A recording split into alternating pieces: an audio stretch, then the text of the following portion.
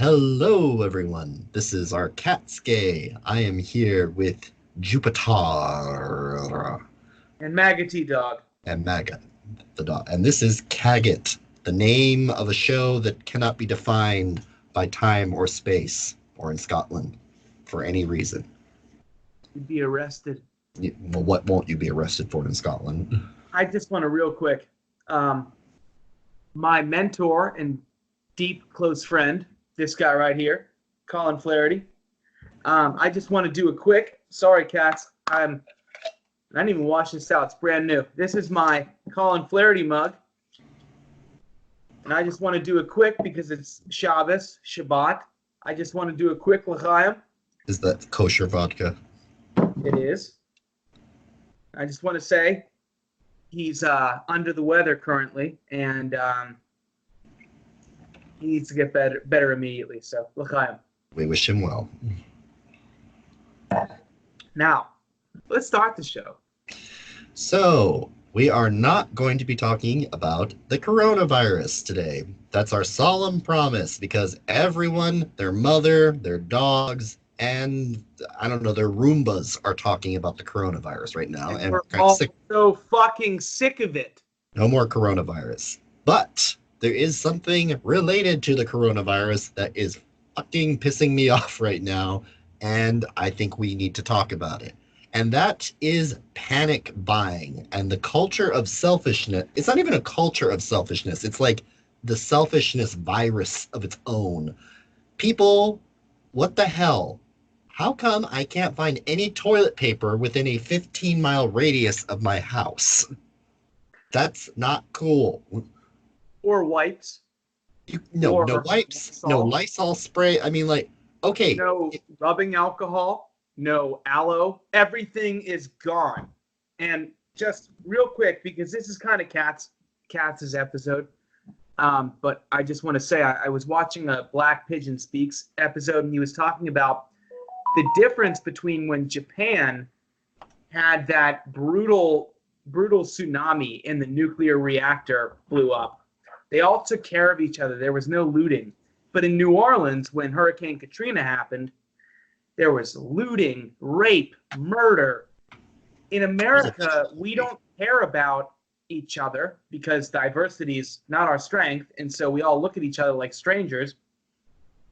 And now we're taking all the toilet paper, so the elderly lady that only has one store in her neighborhood that she walks to can't wipe her fucking ass because we're animals. And let's also be clear about this, just in case someone doesn't know. The coronavirus does not cause diarrhea. There is no fucking reason for you to have 10 8-packs of toilet paper in your house. This is not The Walking Dead. We are not going full Wuhan.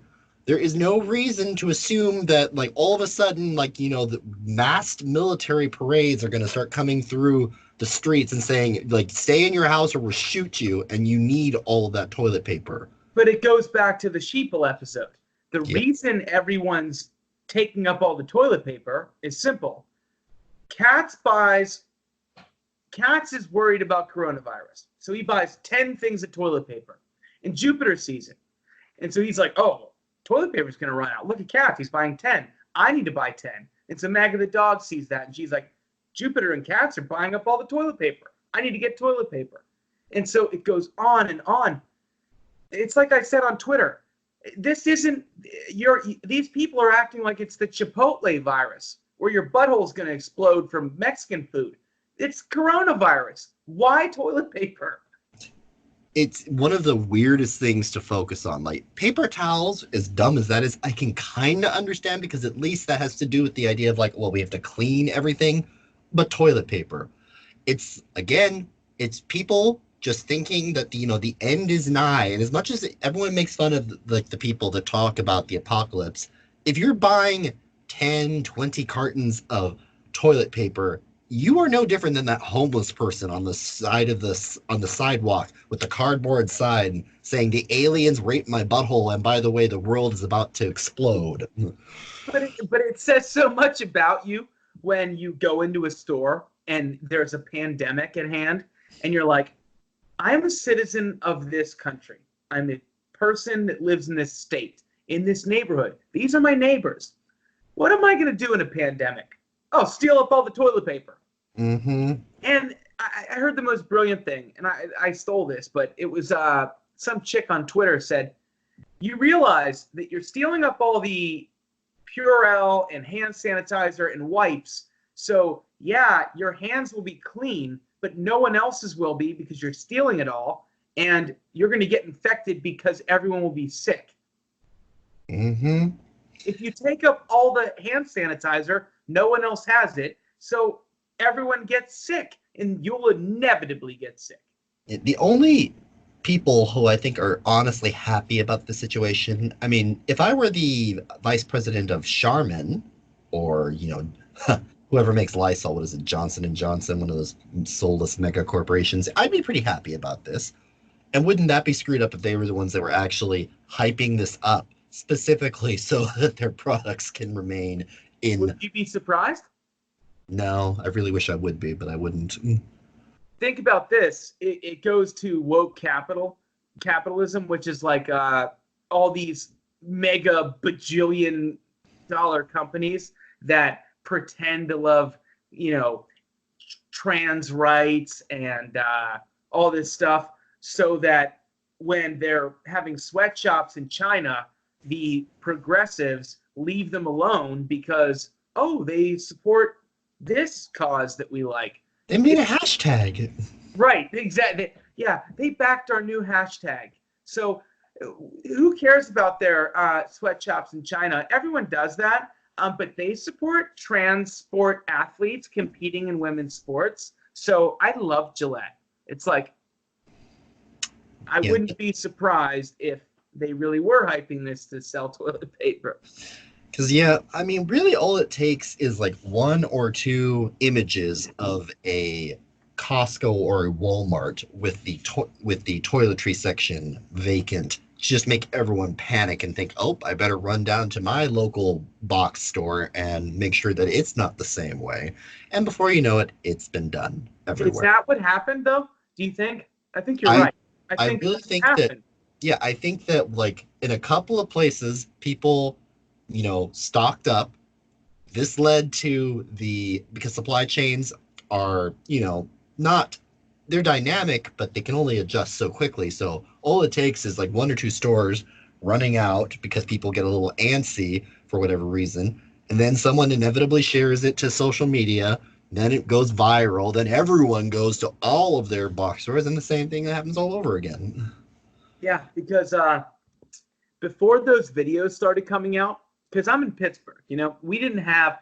First of all, we have no declared cases in Pittsburgh yet, thank God. Other than Magga the dog. What's that? Other than Magga the dog. How dare you? The Corona Collie. It's a sub variant. Magga the dog. Do you really have Corona? Corona. But after those videos came out, all of a sudden, when I go to my local Walgreens, everything's gone. And it is the videos. It's like people are like, these assholes are buying up all the toilet paper. I need to go buy toilet paper. And I think that really it's the first people that are the most selfish. But let's get on to the selfish factor, because if you really cared about your fellow man, and maybe let's get a little deep with it. Let me ask you a question. Let's switch roles. I'm going to be the interviewer. How dare you? I'm deeply uncomfortable. Take it. Shh. Let it happen. Do you think if... It's going to be deep. Sorry. Where have I heard that before? That... Take the example of the Japanese. They have like 2% of the population are immigrants, It's like they're all Japanese. Do you think if we weren't so diverse, do you think that if diversity wasn't so prominent in our society, we would be more willing to sacrifice for our fellow man? I'm just asking your opinion. I'm actually curious. I don't know. Well, I'm hardly an expert in this field, but from what little I know, I mean, people instinctually trust people who look like them more on a, on a statistical level. People tend to feel it to some degree more trusting of people that look like them. That's not always true, obviously, but Statistically, though. yeah, I mean, speaking in broad strokes, I guess that's not that. No, that's probably about right. I mean, when you have a neighborhood, if all the neighbors are if all the neighbors speak English, that's a level of intimacy. But if there are several, if there are several houses that don't speak English, then in a way the neighborhood is fragmented, unless unless everyone's multilingual. And let's be honest, most Americans are barely monolingual. Right. Yeah. So, yeah, every separation fragments a community further. So if there's not a common linguistic base, that's separation. Racial divides, I don't know. That depends on the neighborhood. I'd say at that point it probably Well, has more. wait, hold on. If I may address the court, I would like to introduce evidence into the court. So Katz came up with this brilliant idea. So I do these things, I've never posted any of them, where I do a screen record and talk about what I'm seeing on Twitter. Okay? Katz decided to call them Jewpiter dives. Now, I made a Jupe dive today because I found the most horrible thing. And I wasn't surprised, but it was horrible.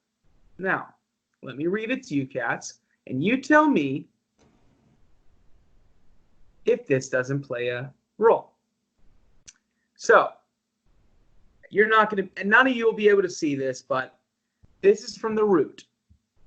Oh, the source of all things good, fair, and true. And decent. Fresno man accused of 4 murders admits he wanted to kill white people. This is his quote. Oh, I saw this. You get fed up with the racism. You get tired of letting things slide. Now, here are the comments on that.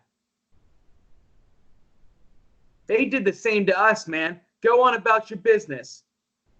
Free that man. He's a king.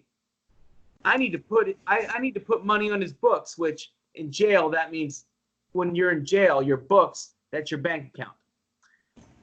What's his GoFundMe? Let me give that brother some money. Facts. Free that brother. My point is, I do think that in times of crisis, these feelings are already very present. That's true. And I will also stretch this to say they're more present in non-white communities. I think white people are the most tolerant, least group focused. Well, American white people do not have a monoculture. Because, for instance, this would not be the case, for instance, in Poland, where they're all white, but they're also all Polish. But only Poland, because Switzerland isn't like that. Neither is England, neither is France. Well, they used to be like that, but yes. So but the main difference again would be that these are places that used to have more or less monocultures that have been, let's say, eroded, at least to the or may not eroded, but they have been diluted because they become multilateral, large immigration type nations. I mean, but name a non-white nation that brought in white after white after white immigrants and started basically assimilating to their immigrants. Name one other nation. Yeah, I can't think of one. I mean, name one nation. Like name a black, a Hispanic, an Indian, a Japanese, a Chinese. Name any non-white society that does what we do. We bring in everyone and we hand them the keys to the kingdom. But the problem is that would almost not be a problem if it weren't for the fact that on top of us being in Nigeria, they don't do that. Right now in South Africa, farmers, white people are just being raped and murdered and destroyed. But on top of that, the resentment of the minorities in Western culture has gotten to the point where, like, they hate our fucking guts. And I'm sorry to say that. And I know this isn't where you wanted to take this video, and I'm going to shut up. Every video somehow we. Oh, But you sorry. are Right. you really? Are you? Look, I'm shaking my head right I now. realized what I was doing every time. Every time. It's only I'm the worst. But to bring it back to panicking and to panic buying, I can kind of see where in your mind that would fit, because in times of stress, people lose nuance. In times of crisis, the same neighborhood where you have, say, like a white family, a brown family, and a black family, they all speak English and they consider themselves to all be one culture. But what you're saying is, if the situation becomes stressful enough, those differences become more important and they lose that sense of unity. This is why, just for the folks out there, this is why Katz and I work so well, because that was, even though he wanted to talk about something that I brought diverted way into my usual nonsense about demographics and controversial things, that was a brilliant summation. That's exactly right. When you have just your everyday anxiety, there's crime, there's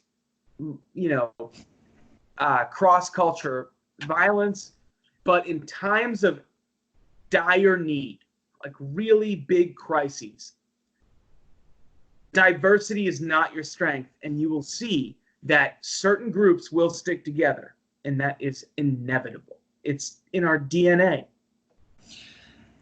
There is something that goes beyond even that, though, which I think we're seeing right now, which is that group loyalty, let's call that level. If the regular unity that a culture has, during peace, regular times, let's call that level 1. Level 2 unity is where it gets ratcheted up to what we were just talking about because of tension and stress. But I feel like we are getting, with all of this Corona-chan nonsense, into level 3, which is where people don't really even care what group they're a part of. All they care about is, do they themselves have enough toilet paper? And they don't care if anyone else has any, as long as they do. Think about it. Wait, that's macro, but think about it micro. Like me, my father's in his 60s, and he's in Florida right now. He's going to come back soon. When you're Jewish and you're over 60, a golf cart comes, picks you up, and takes you to Florida for the winter, every winter. It's just a thing. But I'm worried that I shouldn't see him, because if I'm carrying it, him being in his 60s, I don't want to put my father in harm, because I love my family. That's my immediate group. If you were here, it would be this, you're not old enough for me to be worried, but you understand what I'm saying. On the micro level, that's my family. But in a lot of cultures throughout history, and in some cultures today, people think about that family in a macro sense, where this is my countryman. Like Black Pigeon Speaks was saying, Notre Dame was built, it took centuries to build it. The builders knew that even their grandchildren would never see their work. But they did it anyway, because they thought of their countrymen as an extended family. Once upon a time, this country did as well. Assimilation was working. It didn't matter what color you were. We were assimilated. Everyone thought of themselves as American. Because there was a strong idea of what it meant to be an American, that in spite of it, you wouldn't even call it diversity exactly. Let's call it accepting. America had a strong, defined culture with strong, defined values, and it was willing to let anyone who would adapt to these values to become. Sort of like, to come back to our off-screen conversation, in theory, anyone can become Jewish, but there's a lot of work involved. And like, so in a way, being an American used to be kind of like converting to Judaism, in that it wasn't the easiest thing to do. In theory, it's open to anyone, but you have to put the work in. It takes time. Whereas now, a lot of America, to some extent, and Europe to a big extent, they've become like those born again pop-up Christian tents where it's like the moment you step forward, it's like, hello, brother, you are one of us now. Like, no, that's it. You don't need to do Well, anything else. I think it's. I don't think that's right. I think it's the. I think it's. You were spot on with the, like, it takes 4 or 5 years to convert to Judaism. Once upon a time, it took a lot of effort to, or at least some effort, to become American, and you had to literally fight for it. But now it's not just come on in, it's come on in and we're horrible. We hate ourselves, we're terrible, we've committed so many atrocities. Please take everything we have. Forgive us. Forgive us. And we're sorry, and we're horrible, and we're racist, and we're American. Would you like a sandwich? right. And it's like, and so now the cultural divide between the minorities and between all diversity, the divide is becoming so great because Well, the idea of Americanness itself has become, and dare I use the P word, problematic.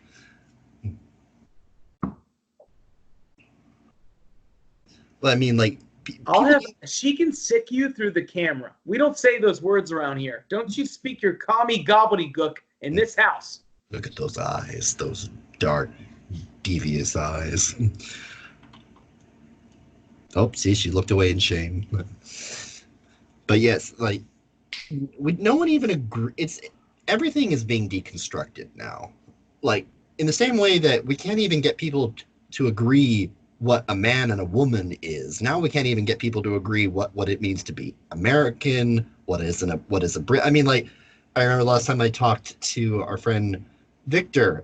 I think he was talking about how, like, there are these idiots that are trying to say that the ancient Vikings were actually Muslims because they had silk or something. Like, I mean, it's like everything is just being deconstructed now, and it's just ridiculous. It's like a race to the bottom to see who can denature everything to its, like, just base soup level faster. And when you not only forget your past, but when you either hate your past or deconstruct it and change it to fit your narrative, what do you can't love America if you either deconstruct it and change it totally, like fake history, or hate it and think it's some tyrannical, the most free, gorgeous place ever created by man. You hate it. Why would you want the future to, like, they don't want America to continue as it is in any way. They think that it was started through horrible slavery and oppression, and we were the worst people ever, and only white people ever held slaves, and only white people were ever tyrannical, and that we have to start from the ground up and create utopia. And the only people who believe this are either black supremacists or white liberals. And for people who don't think Jews are white, Jewish liberals as well. And those are the only people who think this. The rest of us are like, this place is great, man. What are you talking about? We all get along. It's like, or we did. We did. I mean, I blame the Obama years, but it definitely didn't help. Thanks, Obama. I mean, there was, there are always veins running through the structure of society, and they can either you can either exacerbate them, you can make them bigger, or you can try to pave over them. There's no permanent solution, and I suppose there's no such thing as permanent destruction unless the whole thing comes shattering down, which hopefully we're not quite there yet. And I don't think we are. I think America will endure, definitely with some scars, but I do. I really do. Do you think in its current form it's worth enduring? Because now, like, I think that why should it endure?